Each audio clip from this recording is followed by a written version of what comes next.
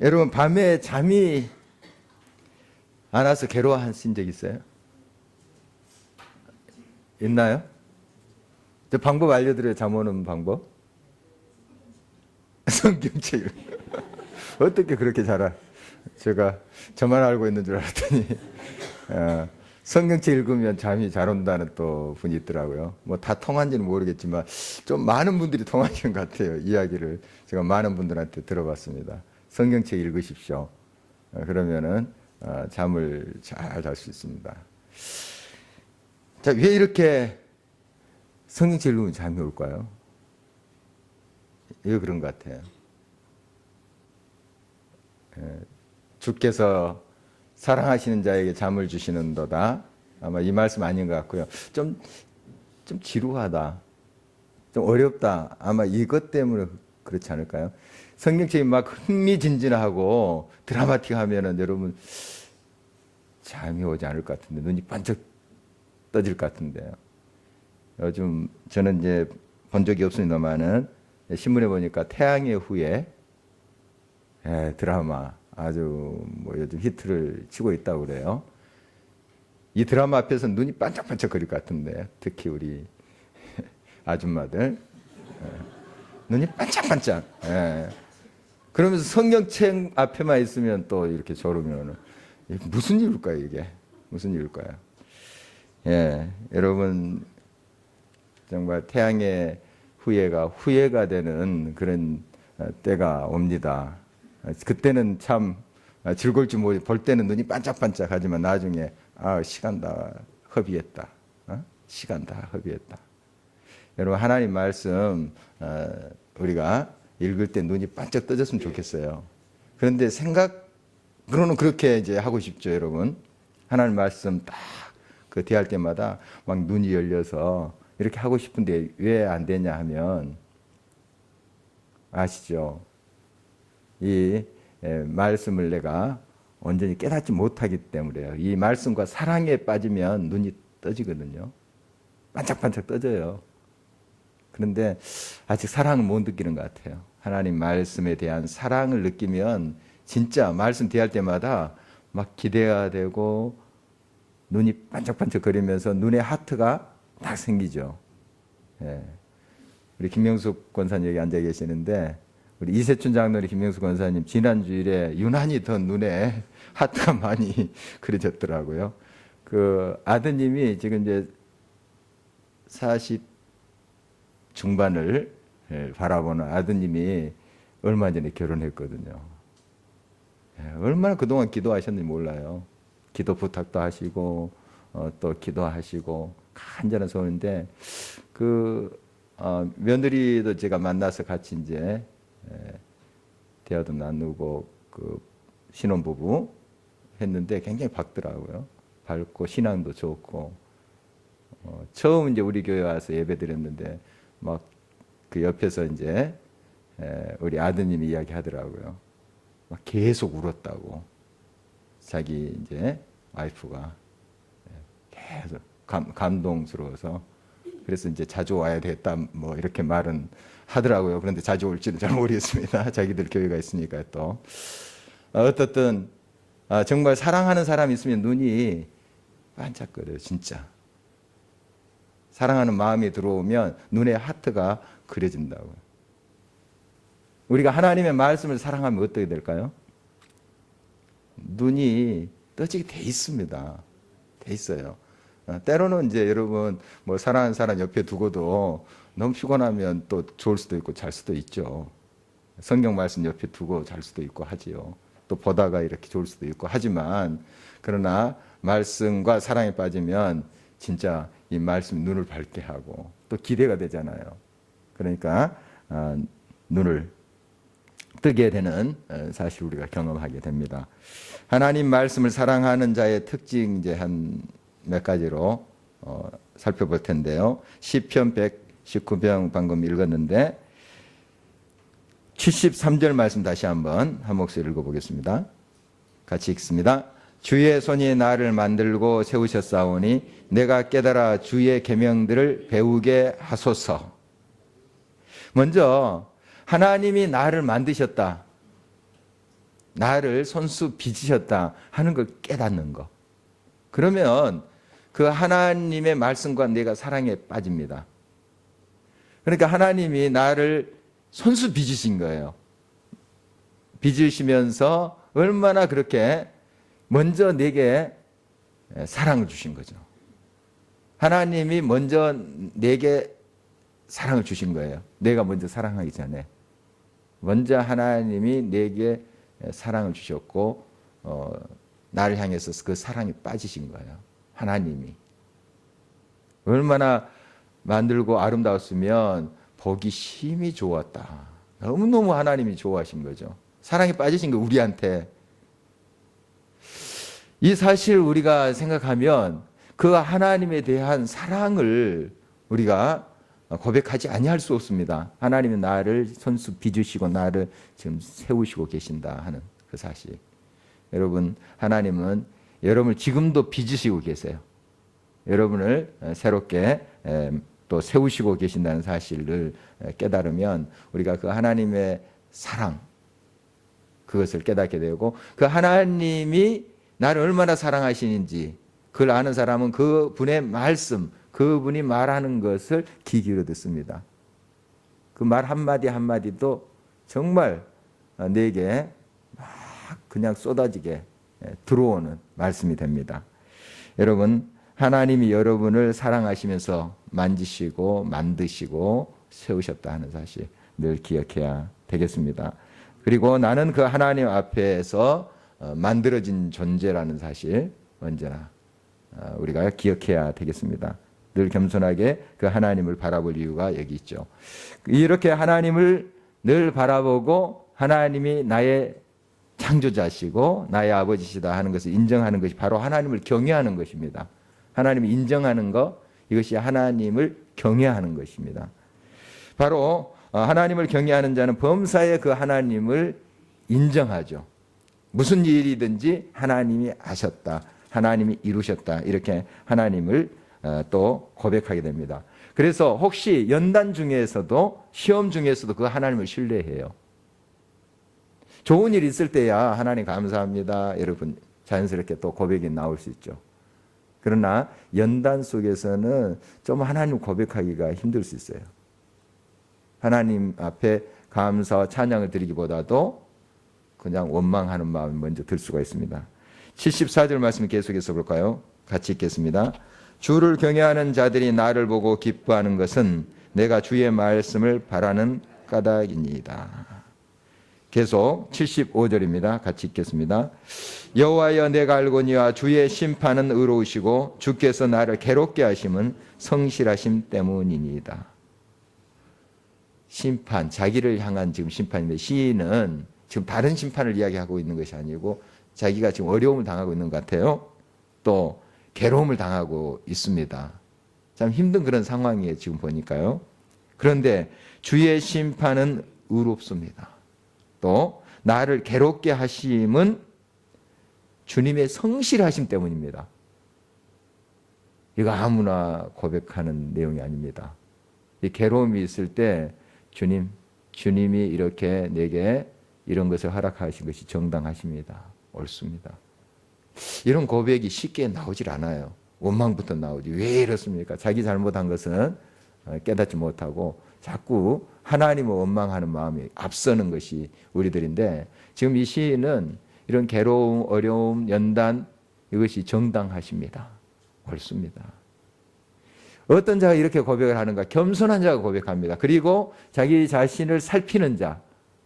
아, 내가 이렇게 잘못해서 이런 괴로움이 있게 된구나 하는 것을 겸손히 살피는 자가 고백하게 돼요. 여러분, 날마다 하나님을 인정하는 사람은 어떤 상황 속에서도 그 하나님을 온전히 신뢰합니다. 그래서 내가 지금 불이익을 당할 때라도 그 내게 이러한 상황을 허락하신 그분이 정당하시다. 그걸 신뢰하는 거예요. 그분을 믿는 겁니다. 바로 이것이 하나님을 사랑하고 경외하는 자들의 특징인 것이죠. 그래서 항상 이러한 하나님을 경외하는 자는 모든 상황 속에서 그 하나님을 인정하고 또한 하나님의 정당성을 고백하기 때문에 항상 하나님 중심으로 세워져 가는 삶을 삽니다. 그는 80절 말씀을 계속 읽어보도록 하겠습니다. 내 마음으로 주의 율례들에 완전하게 하사 내가 수치를 당하지 아니하게 하소서. 주의 말씀이 내 삶에 가득 채워져서 그러므로 어떤 상황 속에서도 내가 실족하지 않고 또 다른 사람 보기에 수치를 당하지 않도록 그렇게 해 주십시오. 혹시 내가 연단을 받아서 어려움을 당한다 할지라도 항상 내 중심에 말씀을 가지고 서서 굳게 그 모든 상황을 헤쳐가게 해 주십시오. 이렇게 기도하고 있는 모습을 보게 됩니다. 여러분 정말 주님을 사랑하고 주의 말씀을 사모하는 자들의 고백이 이와 같습니다. 그래서 77절 말씀 보면은 주의 법을 내가 굉장히 즐거워합니다. 이런 고백을 계속하고 있어요. 주님을 내가 기뻐하고 주의 말씀을 내가 즐거워합니다.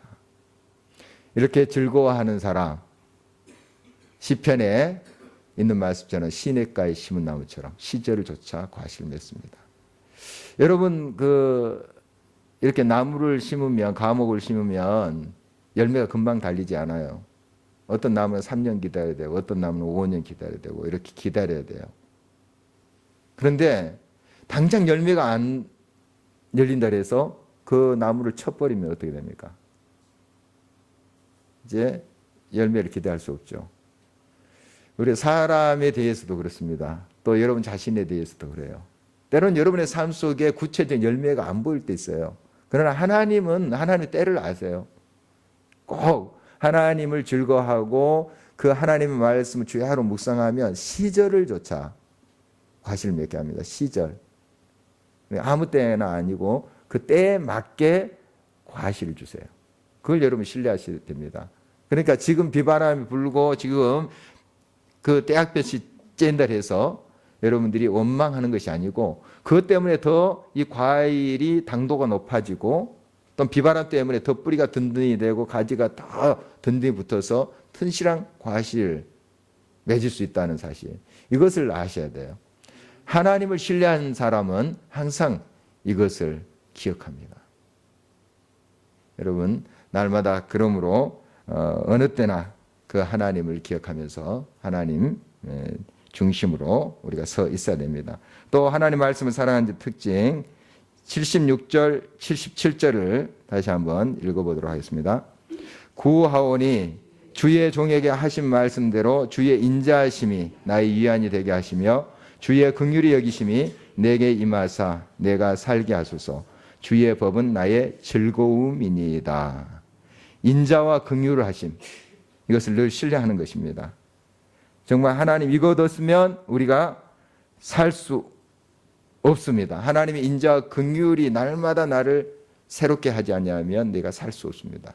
이런 고백을 우리가 할 때 정말 하나님의 그 경외하심을 우리가 늘 배워갈 수가 있습니다. 이것이 또한 겸손한 자의 특징이에요.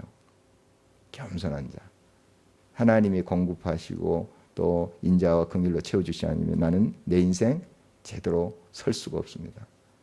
이게 하나님이 인정하는 사람인 것도 겸손한 자의 모습인 것이죠. 교만한 자 특징 보면 그는 정반대입니다.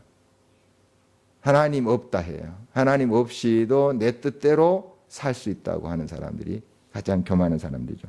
그들은 진리 말씀을 채우지 않기 때문에 그들의 특징 거짓이에요. 항상 속이는 것, 거짓으로 치닫는 그들의 모습을 보게 됩니다.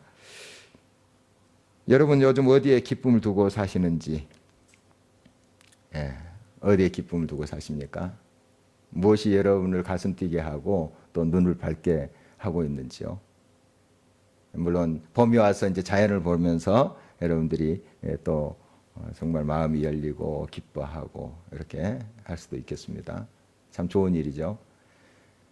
하나님의 이제 말씀을 대할 때 이러한 눈이 열리고 가슴이 뛰고 기대가 되고 이렇게 되는 저희들이 됐으면 좋겠습니다. 정말 그 하나님의 말씀이 얼마나 내게 생명이 되는지 또 내 삶에 기쁨이 되는지 우리가 경험했으면 좋겠습니다. 시인이 주의 법은 나의 즐거움이니이다.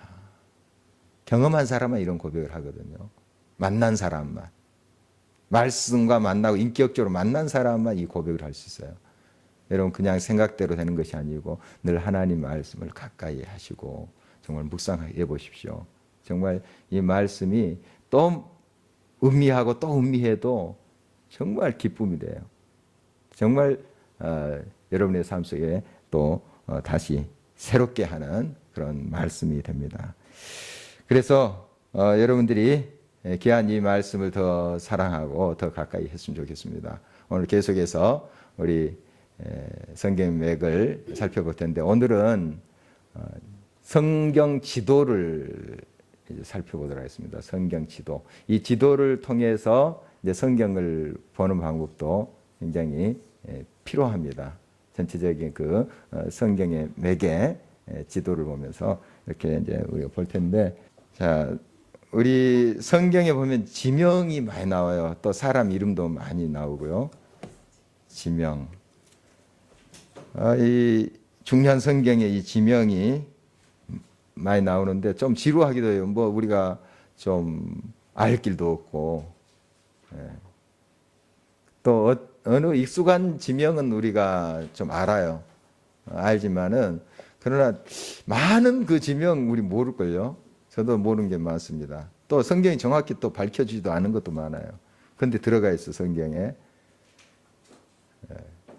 여기 이제 여러분 교재에도 나왔지만은 사람 이름이 3,000개, 중복된 거 빼고 3,000명 가량 사람 이름 등장하고 지명은 한 1,550개 정도.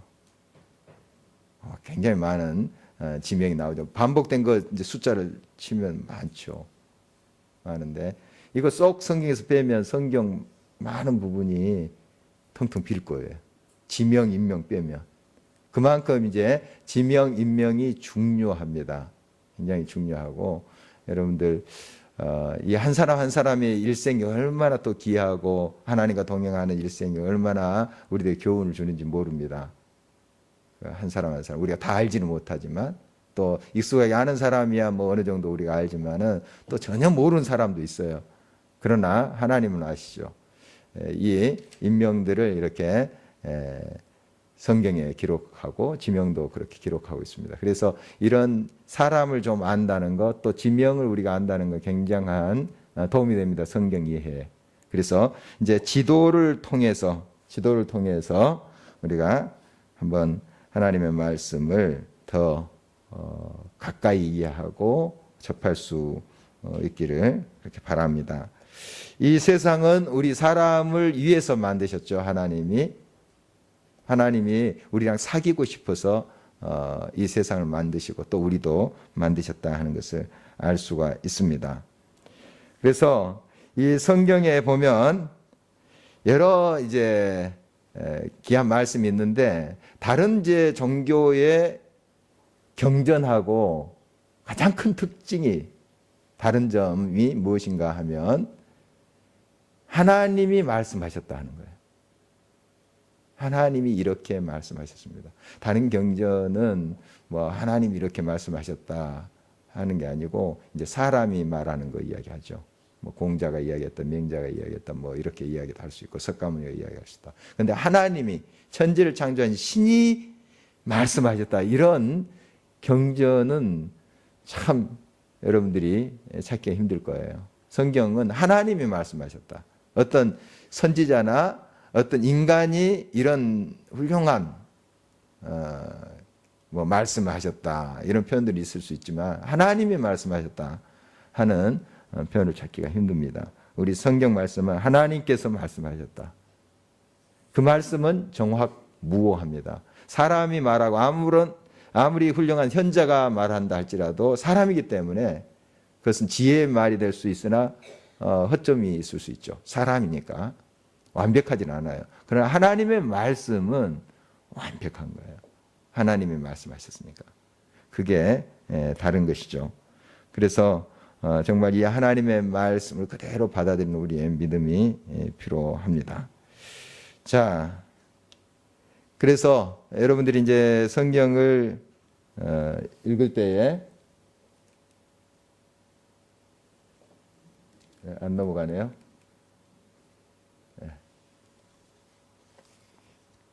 여러 이제 참고서들을 이용할 수 있습니다. 이용하는데 성경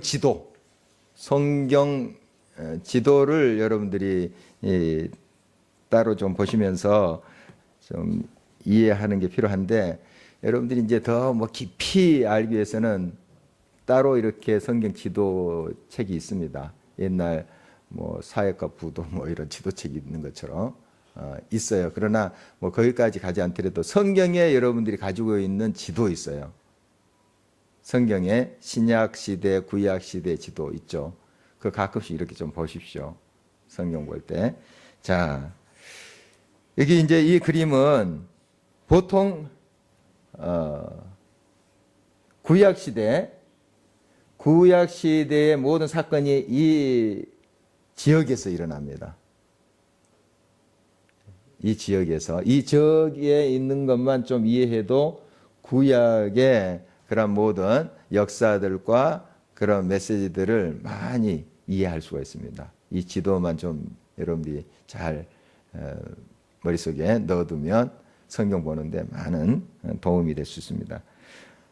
이 지도는 이제 전체 우리 지구의 지도의 어느 위치에 점에 있냐면은 여기 사각형으로 되어 있는데 이것이 방금 그 지도예요.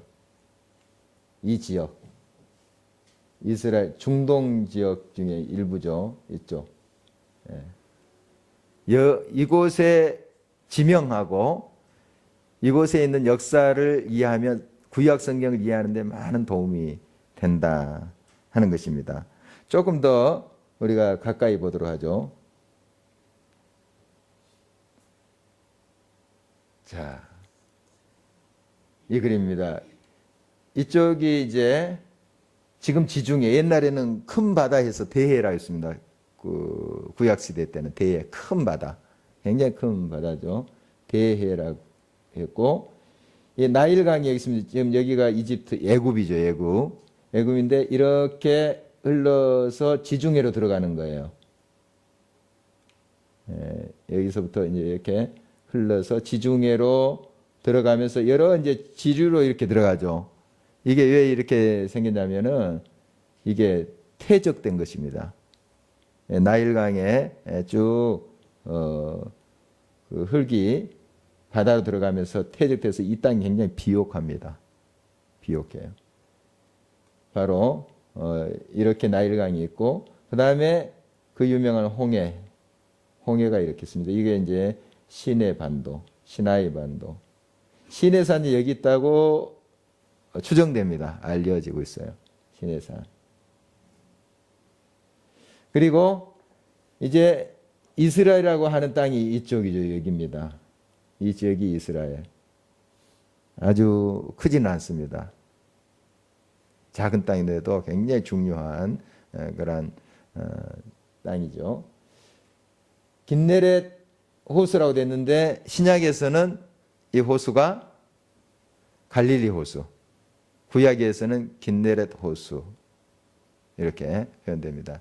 신약에서는 갈릴리 호수, 갈릴리 바다라고도 합니다. 굉장히 큰 호수이기 때문에 민물입니다. 민물, 담수호인데 민물 호수인데 뭐 풍랑도 일고 막 배가 뒤집힐 정도 하니 굉장히 큰 그러한 호수죠. 바로 그것이 긴네렛 호수입니다. 지금 여기 조그맣게 보이지만 이게 이제 긴네렛이라는 말이 비파라는 뜻이거든요. 비파. 이제 높은 산에서 보면 비파처럼 이렇게 생겼나 봐요. 그래서 긴네렛 호수 이렇게 이름이 되어 있습니다. 그 다음에 긴네렛 호수에서 쭉 이제 강이 흘러가. 이 강이 요단강입니다. 요단강. 물론 이제 긴네렛 호수에 여러 이제 지류들이 물길이 이쪽에 들어와서 물이 고이겠죠. 고여서 계속 흘러내립니다. 흘러내려요. 그리고 염해로 들어가죠. 염해. 이게 염해는 이제 소금바다 이런 뜻 아닙니까? 소금바다. 그래서 성경에는 사해라는 말이 안 나옵니다. 그건 나중에 이제 붙인 이름이고 죽은 바다 사해 이게 사해예요. 사해 염해 염해 진짜 그 소금 바다입니다. 소금 바다인데 거기에 이렇게 수영도 제대로 할 수 없어도 이게 잘 좀 잠겨야지 수영도 하고 하잖아요. 그런데 이렇게 누우면은 굉장히 많이 뜹니다. 상체가 거의 떠요. 신문도 볼 정도로 이렇게 떠요. 저도 잠깐 들어갔다 나왔는데요. 오래 있지 못하게 합니다. 좀 피부에 안 좋다고. 오래 있지 못하고 뭐 한 10분 정도 시간을 주더라고요. 근데 있다가 나왔는데 굉장히 그 짭니다. 말 그대로. 짜고 거의 생물이 살 수 없습니다. 물고기는 물론 살 수 없을 정도로. 그래서 이제 죽은 바다 이렇게 이야기하죠. 죽은 바다. 염해. 이제 뭐 자주 나올 겁니다. 나중에 염해는 자주 나오는데 소돔과 고모라가 여기 있고 소돔과 고모라랑 많이 연관되어 있는 그런 바다죠. 이게 염해입니다. 그래서 여러분이 많이 들었을 거예요. 이게 해발 마이너스 한 400m 된답니다. 그러니까 지중해 물이 있죠. 이게 해수면보다 이게 400m 더 밑에 있어요. 그러니까 물이 이제 빠져나가지 못하니까 밑에 있어서 빠져나가지 못하니까 저렇게 이제 계속 짜게 된다 하는 말을 우리 듣고 있습니다.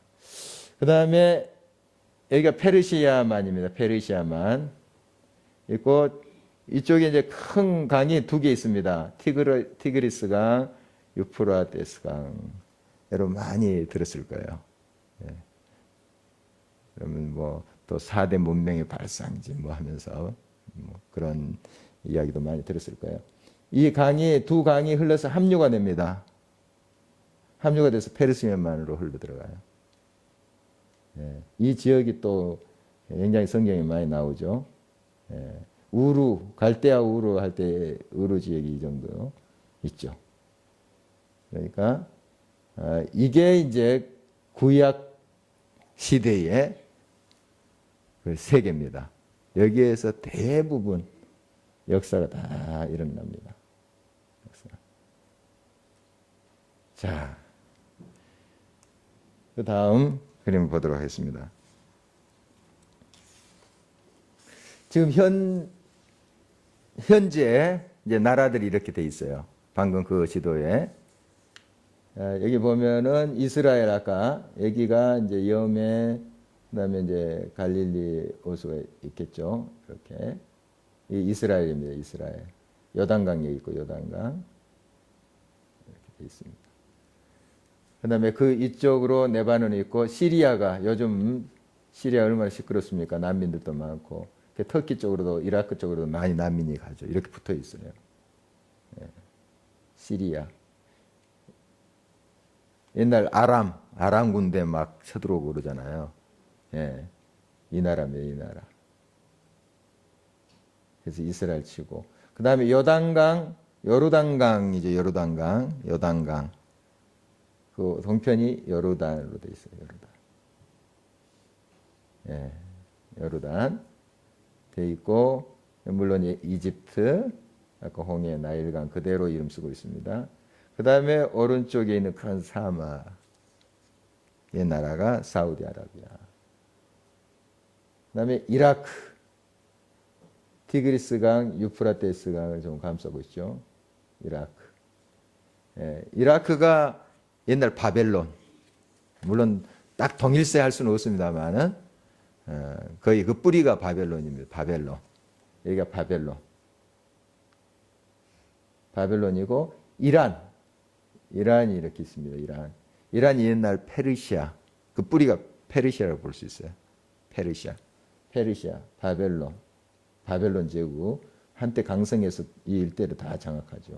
또 페르시아가 바벨론을 무너뜨리고 또 장악합니다. 그런 역사를 우리가 이제 계속 볼 텐데 지금 현대 지금 이런 나라들 우리가 볼 수가 있습니다. 네. 계속 이런 이제 그림은 여러분이 이제 성경 공부할 때 많이 나와요. 많이 나와서 같이 좀 이런 것들을 머릿속에 이해를 하면 아, 어느 이치구나 하는 걸 알 수 있어요. 터키. 나중에 이제 이 터키 이쪽은 신약 시대에 아주 중요하죠. 다 중요합니다만은 복음을 증거하기 위해서 바울이 1차 전도를 갔던 데가 이쪽. 2차 전도는 이제 이렇게 하다가 유럽 쪽으로 이제 가게 되죠. 그래서 이 그림 많이 나옵니다. 그림. 그리고 구브로라고 하는 거, 성경의 구브로, 키프로스. 이렇게 돼 있습니다.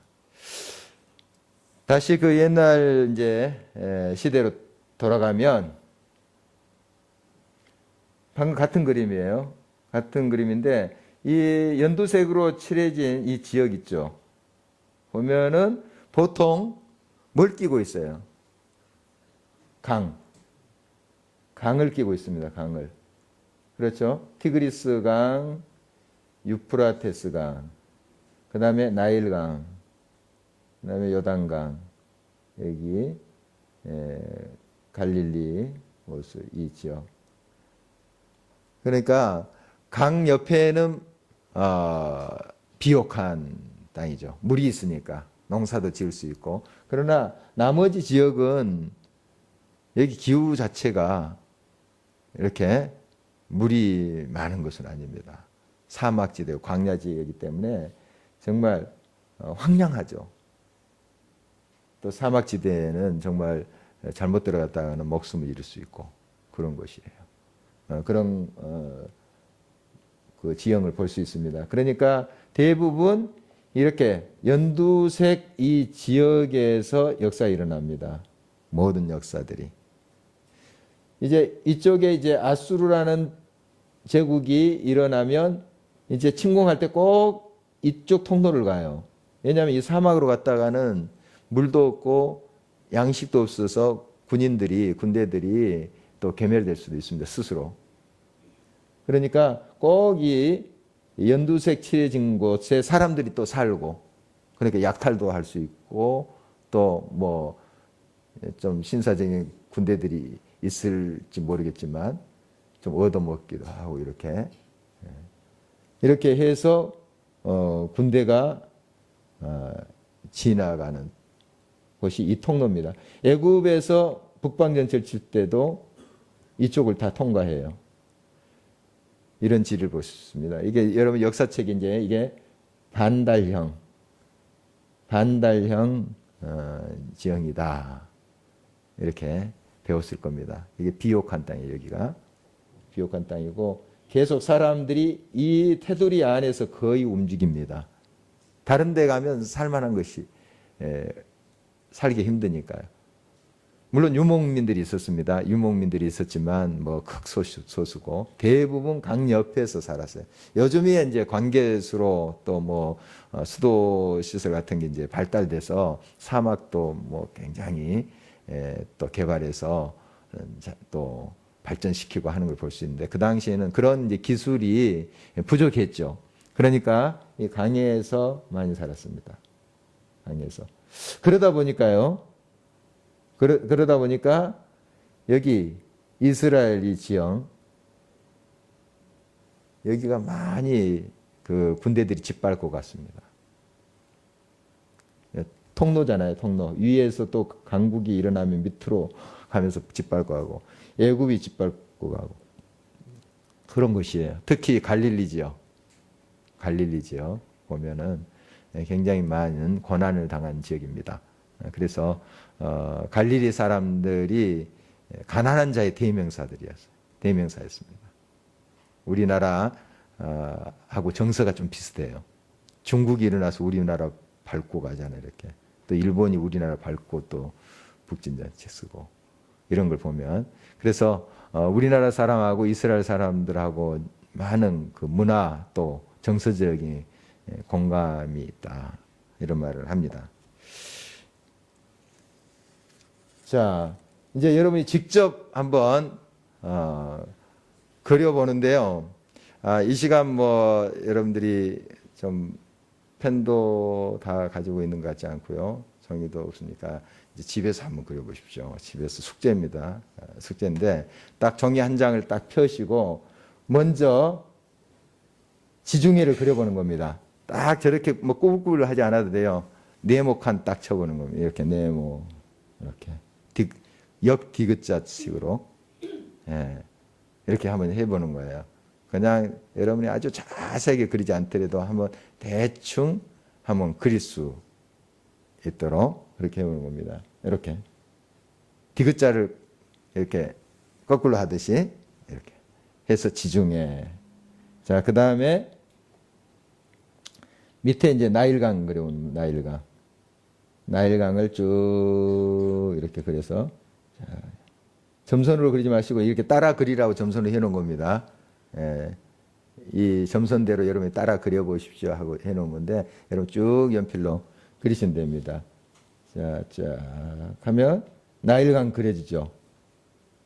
끝에 이렇게 조금 이렇게 몇 가닥 갈라놓고 이렇게. 자, 이 정도 좀 그릴 수 있을 것 같습니다.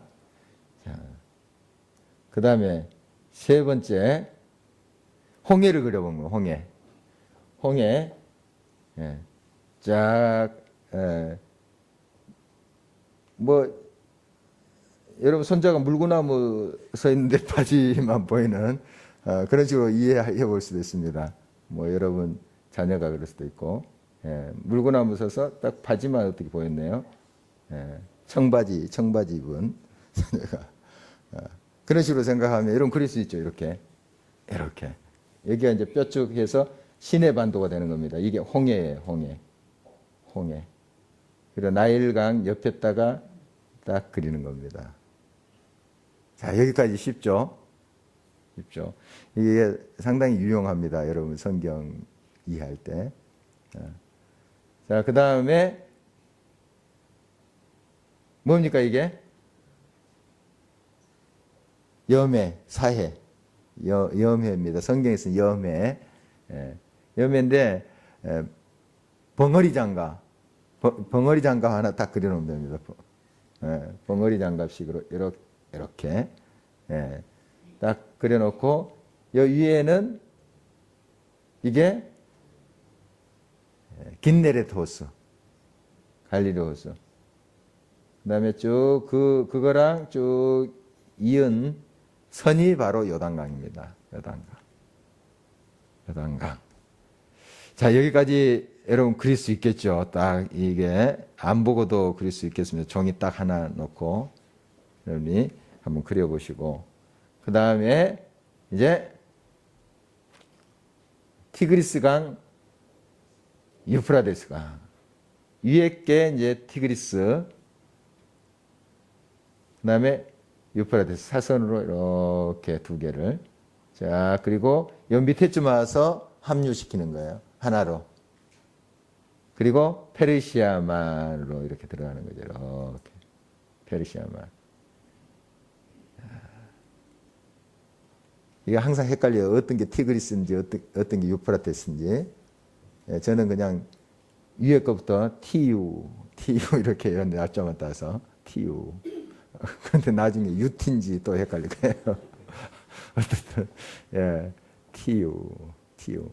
예. 자, 티그리스, 유프라테스. 티그리스, TU. 해서 페르시아만. 자, 이 정도로 그려도 구약 성경을 여러분 지도로 표시할 수가 있어요. 지도로 한번 그려보시기 바랍니다. 집에서 이렇게 또 뭐 전철 타고 가시면서 뭐 빈종이 있어 한번 이렇게 그려보십시오. 자, 다시 한번 해보겠습니다. 다시 한번. 자, 제일 처음에 자, 지중해, 대해입니다. 구약성엔 대해를 디귿자 이렇게 뒤집어서 하는 겁니다. 네모 이제 종이에다가 디귿자 이렇게 뒤집어서 그려보는 거죠. 그 다음에 나일강을 이제 그리는데 왼쪽 밑에서 위로 쭉 해서 좀 갈라지게. 나일강이 이렇게 해서 흘러서 지중해로 들어가는 거예요. 그래서 나중에 이제 우리가 출애굽기 보면은 다 숲꽃 뭐 그런 지역이 다 여기예요. 예. 지금 이집트가 이제 굉장히 크지만 그게 다 인구가 사는 것이 아니고 나일강 근처에서 일어난 일이에요. 그 당시는. 그 당시는 다 그렇습니다. 그러니까 다 여기에서 저 밑에가 아니고 또 이쪽 이스라엘 백성도 여기 있었으니까요. 거의가 이쪽에서 일어난 일들이 기록되어 있어요. 자, 나일강 참 중요하죠. 그러니까 모세 이야기도 다 나일강 여기서 일어난 거고, 그 다음에 이제 홍해 어떻습니까? 우리 예람이 청바지 입고 물구나무 서 있는 모습 딱 생각하면 돼요. 예, 청바지 입고 딱 이렇게. 됐죠? 이게 이제 홍해고, 그 다음에 갈릴리 호수랑 염해. 갈릴리 호수 이렇게 뭐 구슬 같은 거 하나 이렇게 해놓고, 뭐 아니면은 바풀떼기 하나 이렇게 그려놓고, 벙어리 장갑 있죠? 이렇게 그리는데 그걸 잇는 게 뭐다? 요단강이다. 그 다음에 나오는 게 티그리스 유프라테스. 예. 자, 어떤 게 티그리스인가요? 예, 이거 이쪽 오른쪽에 티그리스 유프라테스. 그 다음에 여기쯤 와서 대충 하면 됩니다. 이건 이제 정확히 우리가 다 하기는 어렵고, 대충 여기 와서 합류해서 들어갑니다. 페르시아 마을. 이렇게 강이 합류해가지고 들어가는 거예요. 예. 양수리 생각하시면 됩니다. 양수리 북한강, 남한강 딱 해서 한강으로 들어가듯이. 티그리스, 유프라테스. 그래서 페르시아 마을로 들어가는 거예요. 쉽죠? 예. 이 정도로 지도를 머리에 딱 둬도 여러분 성경에 어느 지역에서 이 일이 일어난다 많이 이해가 됩니다. 물론 이제 지명들을 나중에 또 여러분들이 이해를 하셔야 되겠지만, 이제 그것은 여기다 조금씩 이제 더해가면 돼요. 그러면 여기에서 이제 일어난 일이구나. 뭐 저기에서 하란이 이제 이쪽쯤인데, 하란이 저기에서 이제 요셉이 그 야곱이 삼촌집에서 고생을 했구나. 좀 이렇게 그림이 좀 그려집니다. 그림이 그려져요. 그리고 갈대아 우르를 떠나서 지나갈 때 이 사막으로 지르러 가는 것이 아니고, 이렇게 아까 연두색 실어진 그쪽으로 이동했구나. 그러니까 하란에 머물렀다 오는 거예요. 하나님께서 이제 가라고 하실 때 하란에 머물렀다가 아브라함이 이렇게 약간 연두색 칠해진 이쪽에 머물렀다가 이렇게 내려오는 거예요. 우리가 생각하면 이쪽이 더 가까울 것 같은데 그렇지 않아요. 어마어마한 땅이거든요, 지금. 여기가. 그러니까 여러분들이 이제 성경을 볼 때 이 지도를 잘 머릿속에 넣어두면 참 좋을 것 같습니다. 같이 한번 기도하도록 하겠습니다.